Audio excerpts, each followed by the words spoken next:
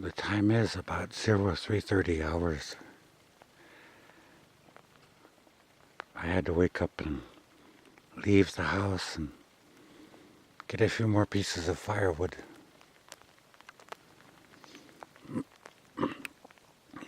And rekindle my fire.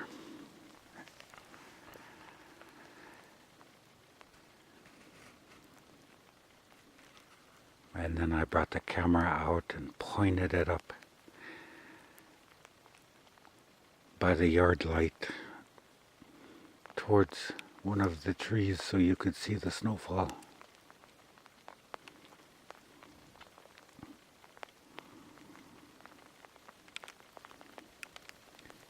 And now we see 2 teepees in our yard, and right in front of a camera is 6 trees that help hold up the child's tree house that Papa built for them. And the snow stopped just a bit, and it's now more of a rain, or drops of rain, sleet.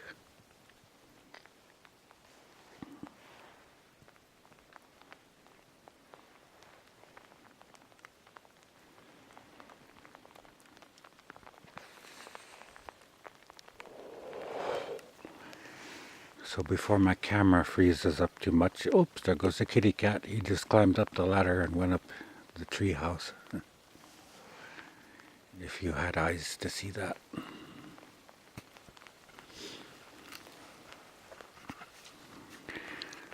And for those of you that like to watch,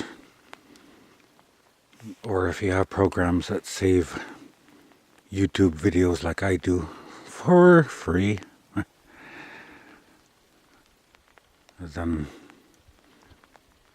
save things like this and do your own meditations to them. I do not go online and tell people how to meditate. I only say it is possible.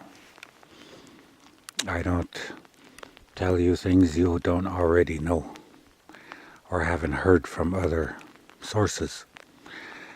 In my own way, I just tell you that finding yourself, being selfish enough to look after your own spirituality, relying upon yourself and not relying upon any external God out there, or any savior, or anyone, will help you develop yourself while you are in this life, no matter what skin color you have.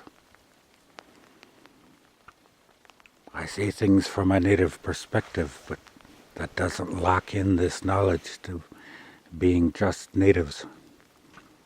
We are all from the same source, from the same creator.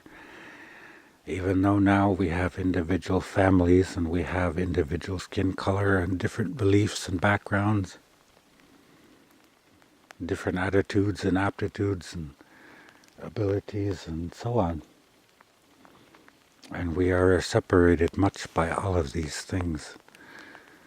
But we all have one thing in common, and we are human beings. We are people. And we all have a common creator, what you would call God, that made all of us long ago. A lot of people say they have the answers and the nuts and bolts about things and big pieces of the puzzle and so on, and that's your right to find such things and rationally, sanely present them to everyone else if that's what you want.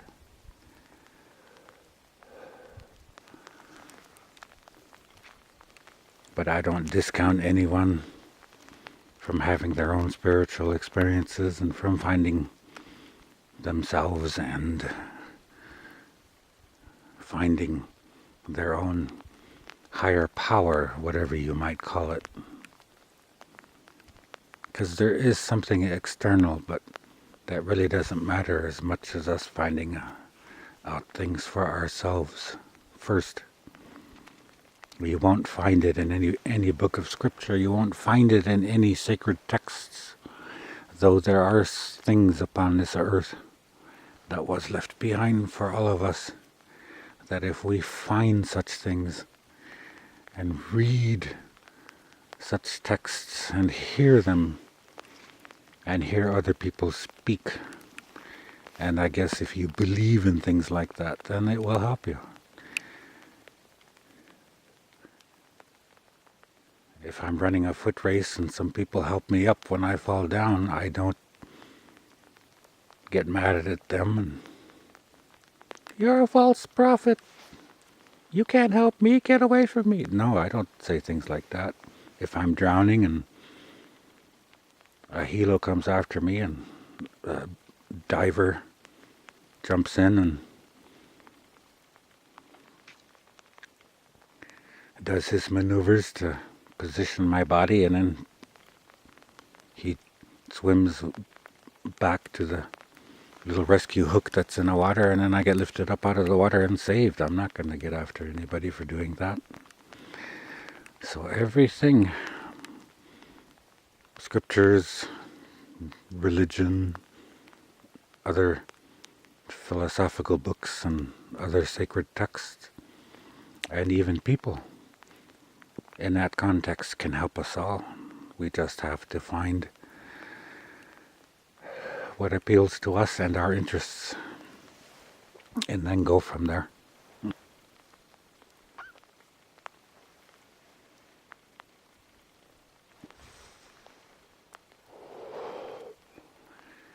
I'm doing paperwork online, or I guess applications online, filling out things to do a bed and breakfast in the future. I'm going to open up one of these tipis for bed and breakfast, and I guess I have to enter credit card information in, and so I acknowledge that those things in the world exist if I want to share something, a home for a while, or a home overnight for people to sleep in if they so choose. I'm not going to get mad at technology for saying, "Oh, well, if somebody books, they can immediately pay and it'll go into our bank account." And no, I don't do things like that.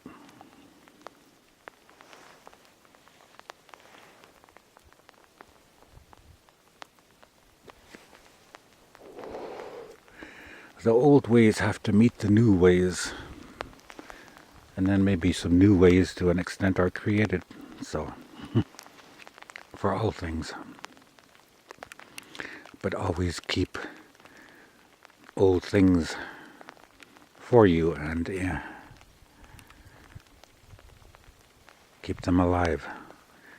And I'm talking about your culture that goes with your skin color and your language and your heritage. Never lose those things.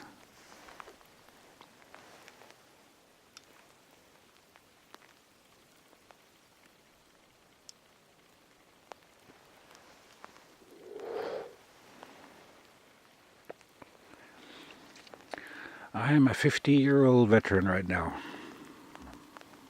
I'm quite prideful of that fact. It has done many wonderful things to help me with my life. It taught me accountability. I had access to thousands of dollars of equipment, or multi-million-dollar equipment, and I did something with whatever my job was at the time, or both times, to keep such things functioning and to keep other people ready that will use the machinery and that use the aircraft and other tools to help keep our country safe. So I played my part in serving my country. And that helped me a lot, so that's all of that stuff that I speak of when I say, hey, I'm a veteran. And also with other things I did in my life, as far as law enforcement or private security or contractor services. I had other experiences that I rely upon and that helped me. And that shaped me in this lifetime.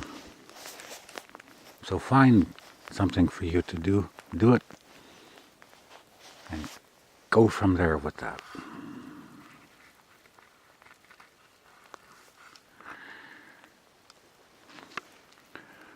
We are looking at 2 native teepees.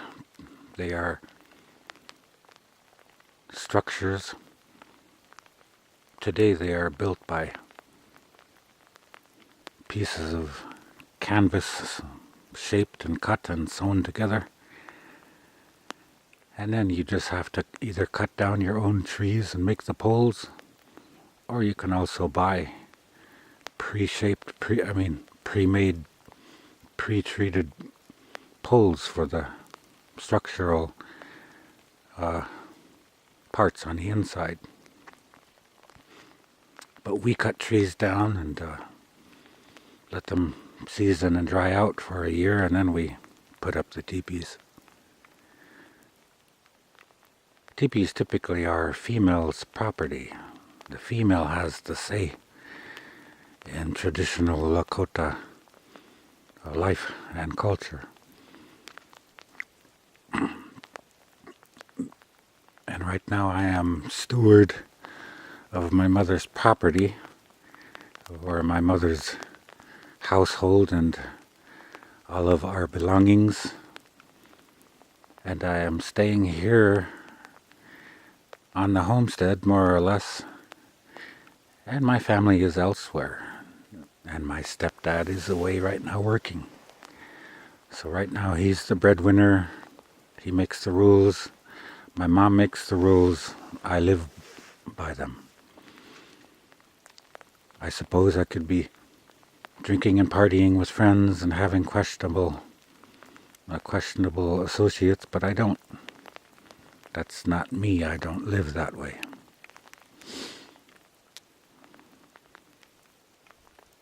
So for now, I am taking care of all this stuff. And in that essence, in that sense, these are mine. And I have already shared pictures and some video of things, and we'll keep on sharing some things.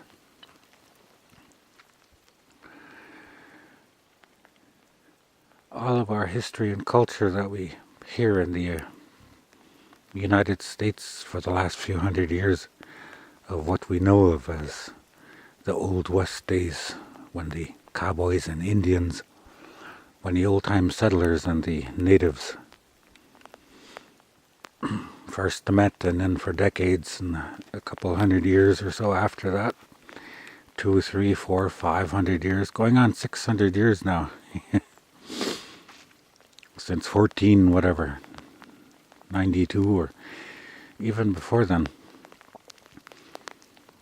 But we have 2 pieces of history that you can see in your camera's screen, your view screen, that are standing up and that are shelters, and they stare right in your face and they shout things to you and tell you things about an old culture that still lives on this sphere, on this global earth, this round ball out in the void.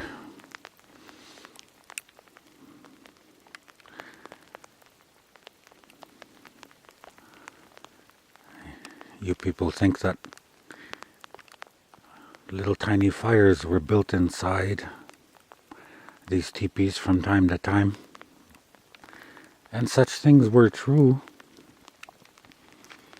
But some of the hidden aspects of these Lakota teepees and other teepees from other what you would call Plains Indians.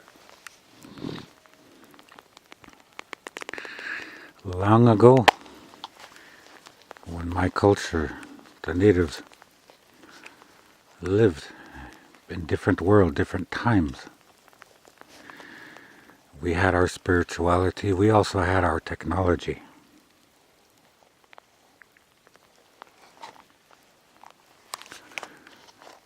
We had our ways of keeping a teepee warm and livable. You know that most natives or people of old had clothes just like we do now, a garment that you step into, like pants or something, and a shirt to wear, and maybe another heavier shirt or overcoat upon that. And maybe the women had their dresses, and when you went outside you had much heavier skins to wear. Most history doesn't show those things, but you just have to use common sense and know that my native peoples, yes, sometimes we would build fire inside these little teepees. They would dig a hole in the center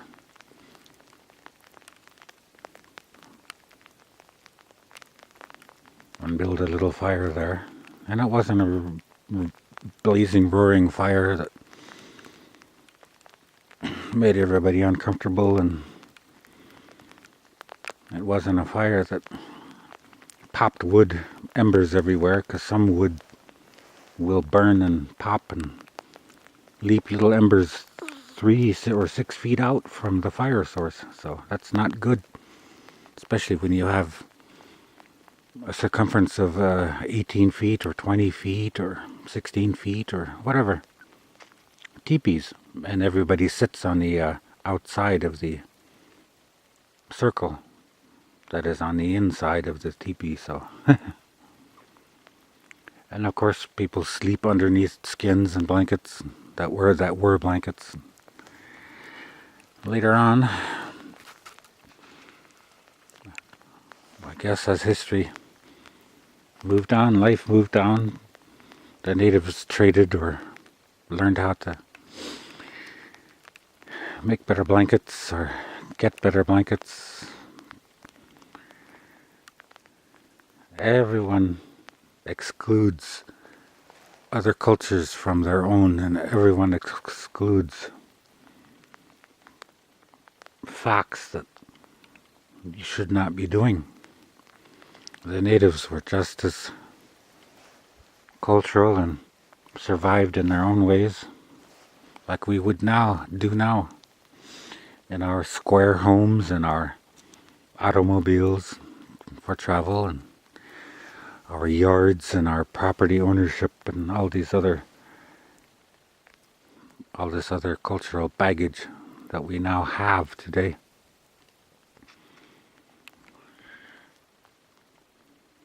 Inside the teepee, everybody had a little bedroll or little place on the inside of the teepee towards the edge.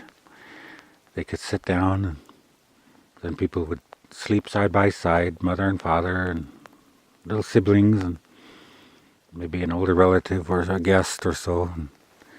And a fire would be in the middle, but there was an altar in the middle. The altar was made of comprised of 2 or 3 pieces of stone that was directly underneath the opening of the teepee, which is above where the poles are tied together. The old ways, the old times, it did not exclude the natives of a few thousand years ago to 10s, 20s, 50s, hundreds of thousands of years ago. They were not excluded from having their own high culture that they descended from. You see science fiction movies today where if you place certain precious minerals or rocks certain distances from each other, or if you have pure things from the earth, a lump of hard stone or piece of copper or some other semi-precious rock. If you place combinations of these things next to each other, it would make energy, would make light, would make warmth. Don't forget those things.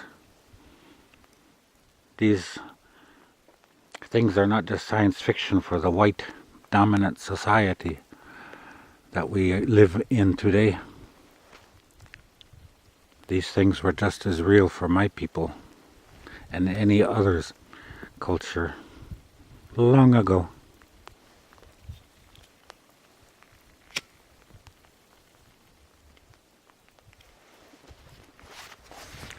You can hear me fumbling around, pulling a cigarette out of my pocket. I just lit a cigarette with a Bic lighter, a little plastic tube with some inner workings and a little compartment that is sealed and filled up at the factory, then sealed, that holds a small amount of liquid butane or liquid fossil fuel.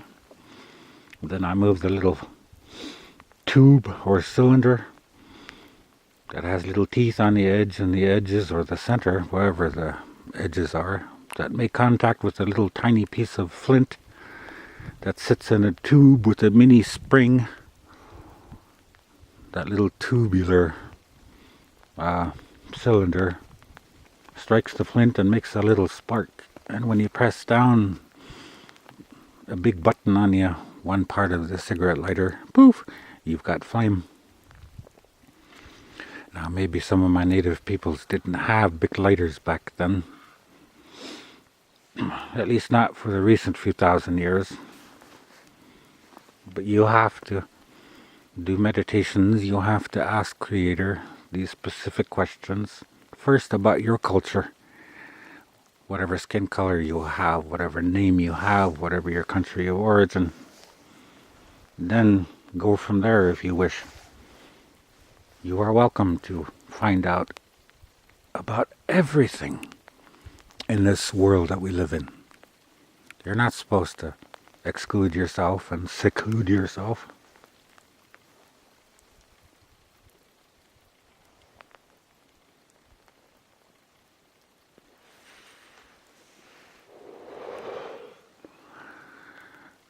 But the altar stones that were typically placed in the center of each teepee, and when the family or individuals moved to teepees, they would gather up everything and wrap them up in a little special sacred bundle and keep them on their travois or keep them in a bag or so, or packs that were carried by any individuals or upon horseback. My people had horses for thousands of years. I don't know about yours. You can't always trust the archaeological record. You can't always trust the dog and pony show that is put out there in front of us by the current dominant white society. You have to open your mind, look within yourself, pray and meditate, and even tell Creator why you want to know these things. And if you do it with, as the scriptures say, a pure heart and real intent, you will be given answers. You will be shown even how things are done. That's why I talk about out-of-body experiences that I have had all of my life. That's why I allude to seeing dead people ever since I was an infant, and having a visitation by God at least once every decade of my life, and always in daily contact with Creator if I want, and I do have such things. Even in my sleep, I'll have regular normal dreams, and then some dreams they're wild. I go places and spend a lot of time in those experiences, sometimes thousands of years. And yet my body is asleep for the night. Or yet I'm just doing something mind-numbing where I don't have to use my brain. I sit and draw, sit and plink on a guitar for a little bit, write some songs, practice my violin. My body takes care of itself in that manner, but my spirit is always elsewhere because I've learned how to connect. And you too, you have that right to do such things for yourself. Doesn't matter what skin color you are, doesn't matter what culture you're from. Do something that will help you. First, you.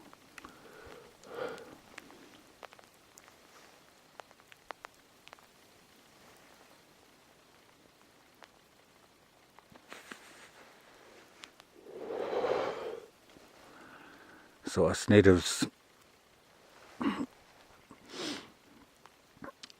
the historical records, the honest records, some books written most recently say that what they focus on South American cultures and stuff, and talk about Mayans and the Inca and other advanced native civilizations, but at the same time, in the North Americas, all those thousands of other native tribes with their subgroups and other subgroups and groups within groups and so on. They had their culture too, and they had their technology.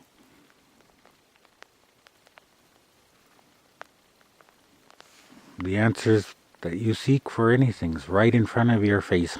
Every day you have to look around, see things. Look at your TV differently. Look at the cell phone differently.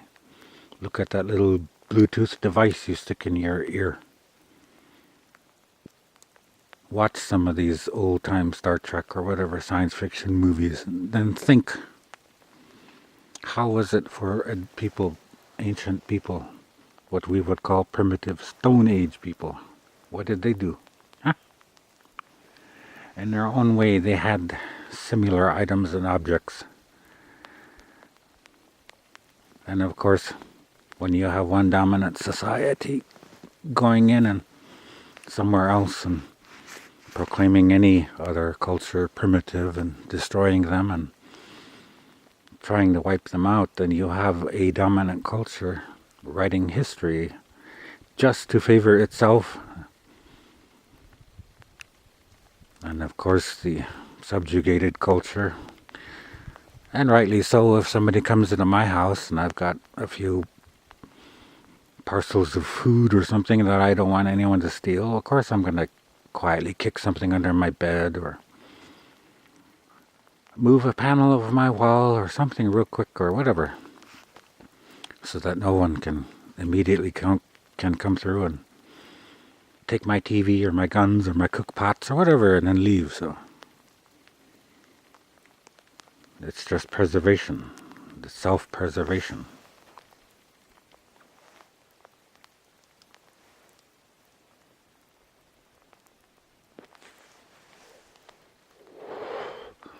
And other dominant cultures of old, those that were smart and that went in and at first treated some of the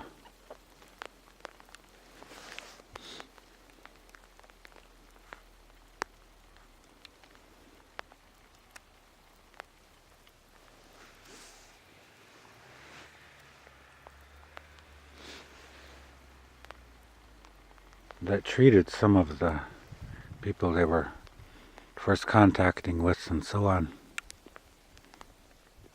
I guess Grandma and them are home.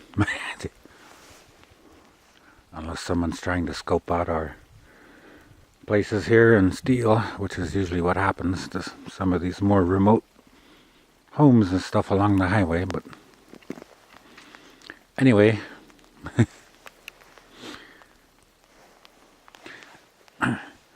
so you have people that made contact with lesser cultures and then saw the advanced things they had, and it saw their advanced ways, and saw how they were in contact with Creator and so on. But just look at some of those sculptures and things from the South American cultures. You'll see people with elaborate headdress on, or even a simple earpiece. And I can tell you those little things in the ears for some peoples, especially for the kings and the queens and the leaders of any of those ancient native civilizations. Those were not just earrings or things of ornamentation and decoration. Those were similar to what we have today as Bluetooth earpiece devices for our cell phones.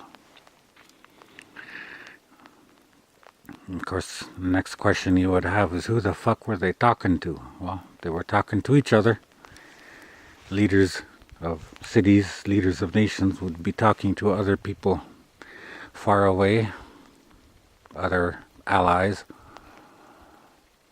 And they were also talking to other civilizations off-world. And many times they were also talking with Creator. But look at these two teepees that you have in front of you. My people did not... You don't see artwork of my native peoples with earrings and earpieces, but there were some places in our own society we would make a little drilling in our ear and stick a thong, little leather strip through, and tie it. Especially the warriors. For a time, when the warriors made kills or did something significant in protection of the people, or to life take, or to otherwise kick ass against any other native culture, then certain warriors would essentially put a strip of, or a long strip, or a shoestring type of little piece of leather through their ear and then tie it as a symbol of what they did. But these things go farther back. Those little idiosyncrasies of day-to-day life, those things are rooted in much more sacred events and much more sacred and more powerful reasons, and in other people, even to the Creator.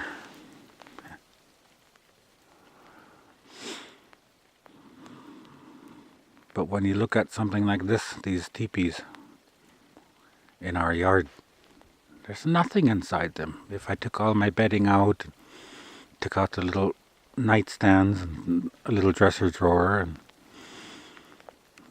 there would just be a little round structure with bare earth and bare grass on the inside. Nothing. But that, in and of itself, speaks volumes about my culture. Meaning that the people that lived inside it is what made the world go around for all the children and for anyone else that lived in these teepees, in these empty structures. Just look at your mathematical science world of the dominant culture right now. They discovered the atom a few decades ago. Later on, started to piece together exactly what was inside an atom and how it worked, and discovered that it's like 99 point something percent empty space. Even the trees around us here, the trees around me they're empty space if you look at things from a molecular point of view and an atomic point of view. There's nothing. You could melt Mount Everest size piece of steel down and it would be small. You wouldn't see it with your eyes. But it would still be there somehow. Because there's empty space in between the molecules, neutrons and the protons, or whatever you call them. And the atom itself, each atom is next to another one. And there's empty spaces inside each. And there is constant motion and energy inside each atom. So us natives have always known these things. I'm only beginning to touch base on some things and start to talk about the ways of old.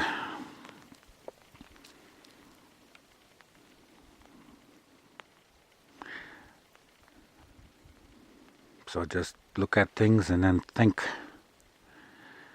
Think. First, use your brain and come up with a simple answer. And that often is the correct answer.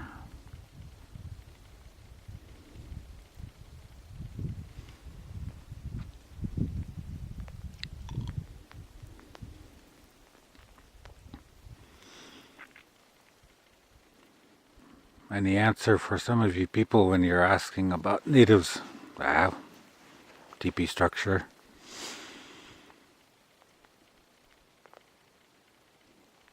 circular bottom that touches the ground, what does it represent? Could be energy vortex that's invisible, that moves, and all the energy swirls up to the top and catches and collects at the part where the poles are tied together, and then it goes through, and then you have the other pole ends sticking up from the top that kind of form another funnel, and that means as above so below, and as below so above. You have a triangular structure right in front of us right now. Two of them. Could be two little arrows on any of your little applications on your computer or your laptop. The arrows point up, but just above them another little arrow points down.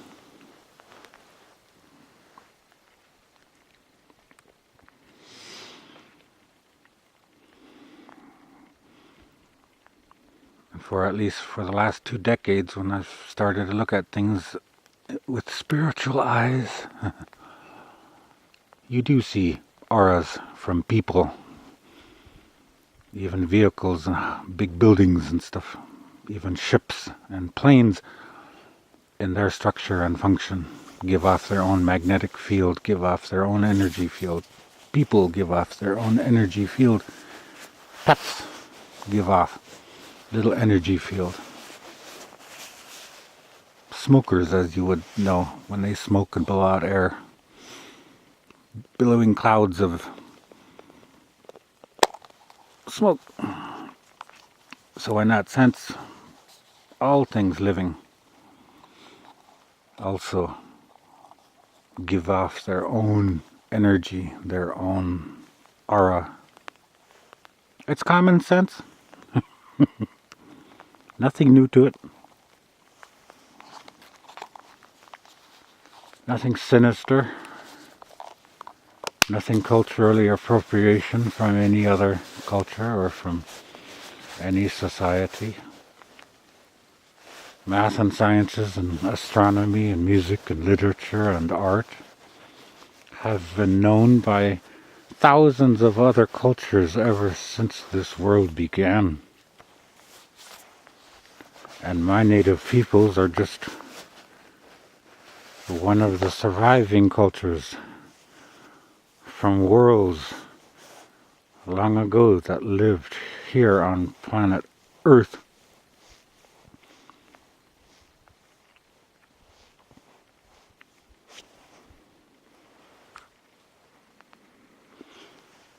You just have to look at this culture, if you care to, find the spiritual aspects of it, make it your own.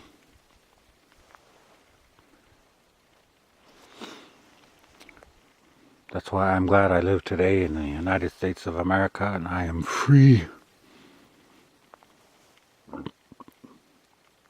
And I get to look on the internet, look on YouTube or anywhere else and see what other people have to say about anything. And if I like some of what I hear and see, then I find a way to save it.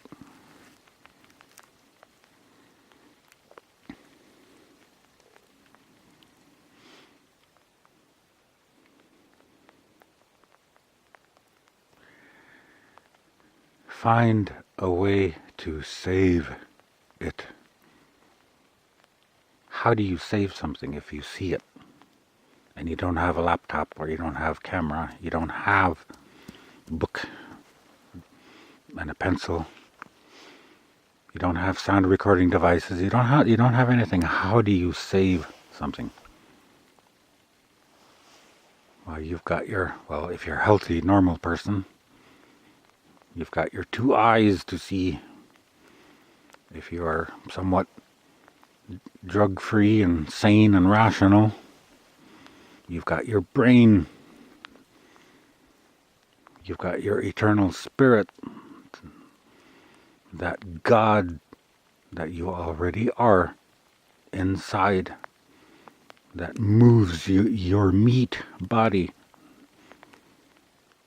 that lives in your body, yourself, that spiritual part of you, your essence, your eternal self, whatever you want to call it.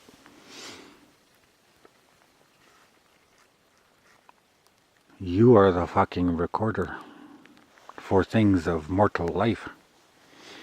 Each new experience you have. Start relying more on your brain and your spirit. Every time you go into a room of new people, whether you know it or not, whether you like it or not, whatever they breathe out, whatever little germs or whatever ickies they may have, or even good stuff, you're immediately breathing that in. Your cellular structures, your body's already taking some of that in, processing it. Your DNA is also acting upon these things, trying to see if anything meshes with what you already are. Your spiritual side is taking a good hard look at people to see if you like them or not, to see if they're Christian like you, or to see if they're spiritual minded like you or not, to see if you trust them. You're already sizing people up, even before you speak with them. It's what your body does. You're either attracted to someone or something or repelled by it. And we have that right. We have that.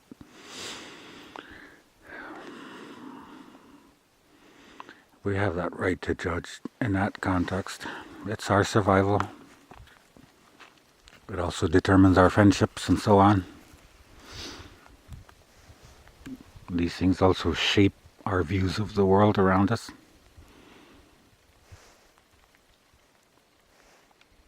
But you need to trust your brain. Trust your cognitive abilities. And if you study something, read a book, study each page.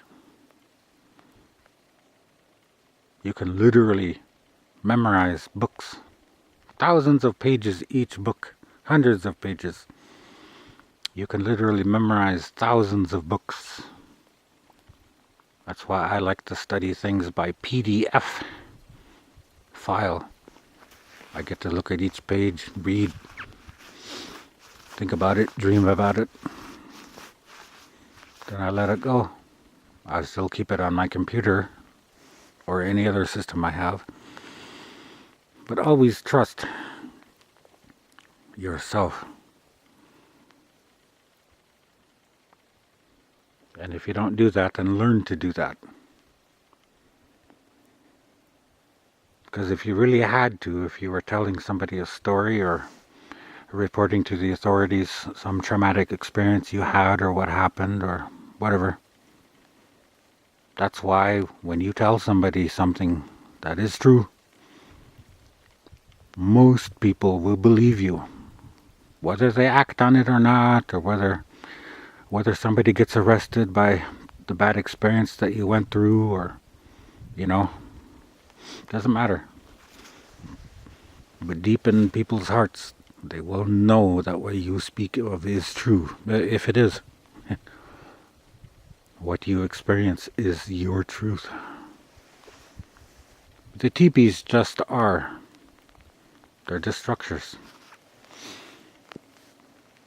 To you, the trees around me, they just are. The stump I'm sitting on just is. But if people from another planet or from some other time of existence were to be told about these things, most of them probably wouldn't believe it. But if you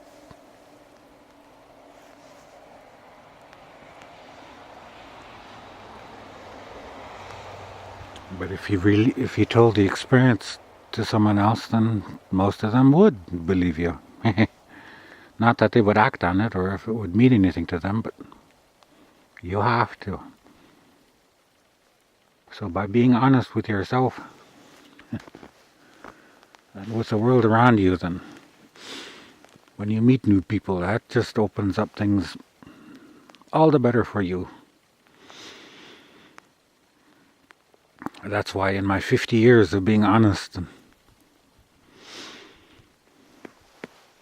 having gone through my trials and temptations and so on, most people trust me. They might not like me.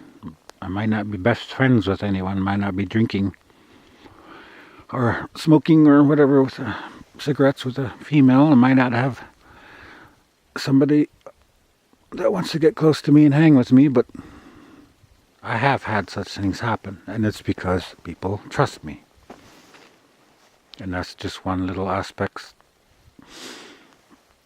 that has happened to me several times in my life. And it's because of my honesty that I have built up inside myself for me, and other people see it. That's why at 50 years old I can be seen carrying firearms or other tools. I can go shopping. I've actually carried in public. Nobody bothered me. Some people questioned, or maybe gave me a look, but the way I conduct myself, well, this is ex-military. He's ex-law enforcement. Or was, or is. He's somebody that can be trusted with those things. He still wears or carries EMT patches on his jackets or something. He shows not only that he is a fighter, he's also a lifesaver. Of course, on the flip side of those things, I'll post nudies or pictures or questionable stuff on my social media, but that's just my little smokescreen. It drives away the weak and drives away the judgmental people.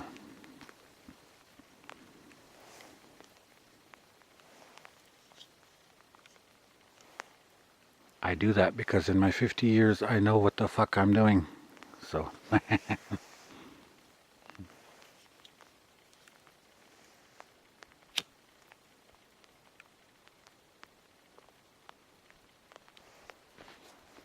and other people can judge my likes of questionable half-nude women or tattooed women or whatever, and my weird humor. And people can look at my art of the human body here and there and judge me, and that's fine, because what matters is what I became, and what matters to you is what you become. Then you don't worry about what other people think.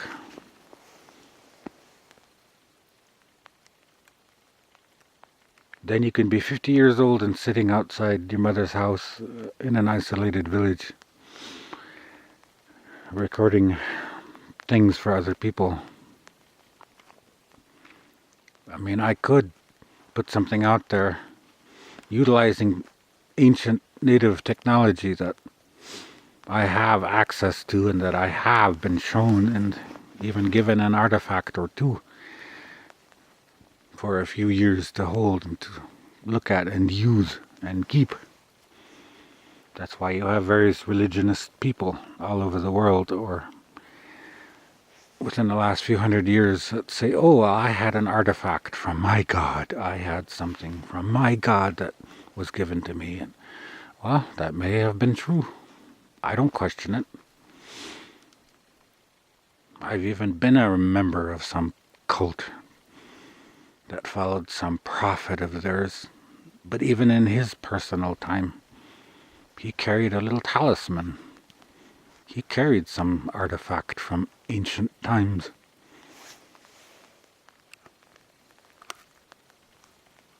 And I may still poke fun at any of that particular cult's lifestyles and ways and what they're doing now, but that doesn't mean that in my most sober moments that they're all totally wrong. No. Find your spirituality, find what makes you tick. Even if you do have to be a religionist, that's fine, do it. Whatever floats your boat, whatever makes you a better person, then do it.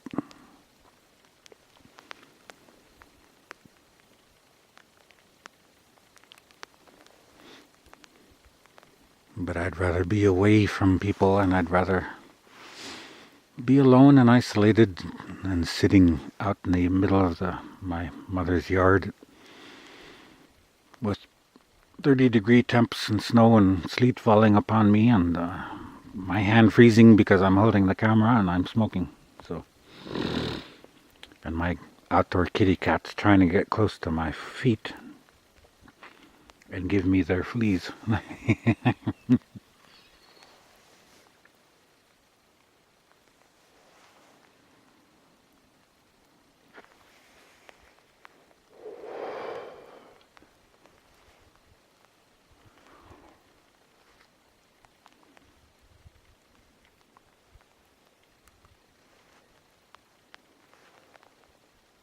Anyway, I'm going to post these two videos up later. I hope you enjoy the 30 minutes of snowfall that I will post up before this one. I have cognizant abilities that I have developed, mostly for me. First for me, then if I have to share something with someone else, if they allow me to, without infringing upon their free will, then I share.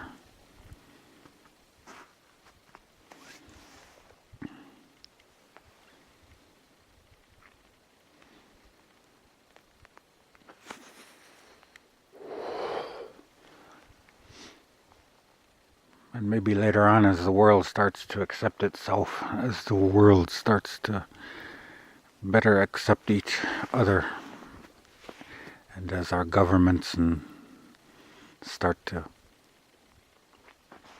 release some of the advanced technology that they have been given or have developed over the last few decades,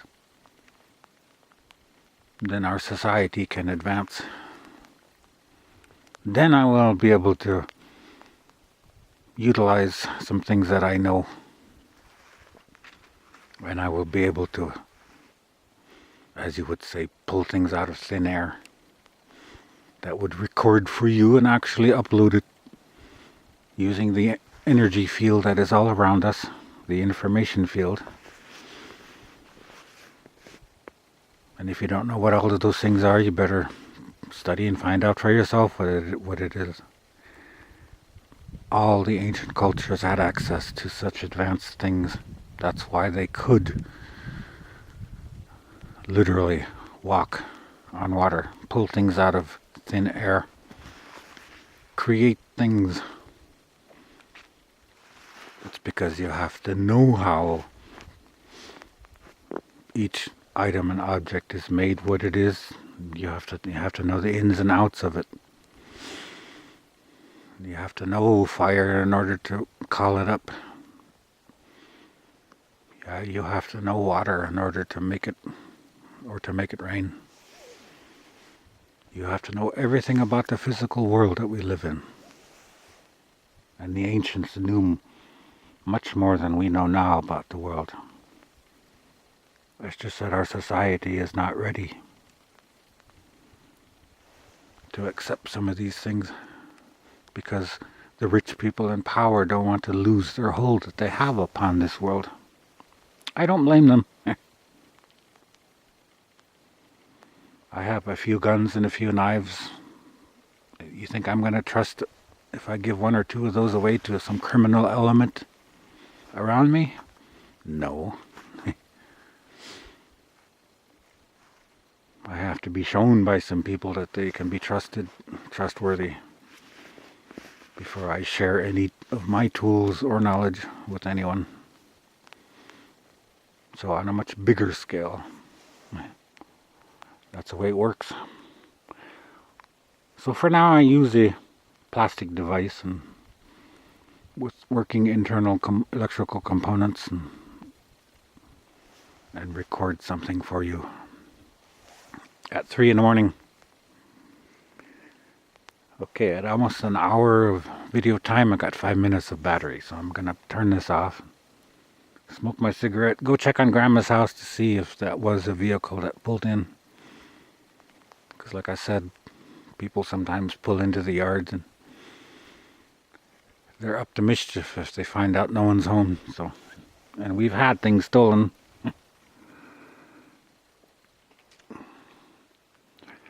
And I will go in. Oh, got to restart my mother's fire. I don't see smoke coming from the chimney.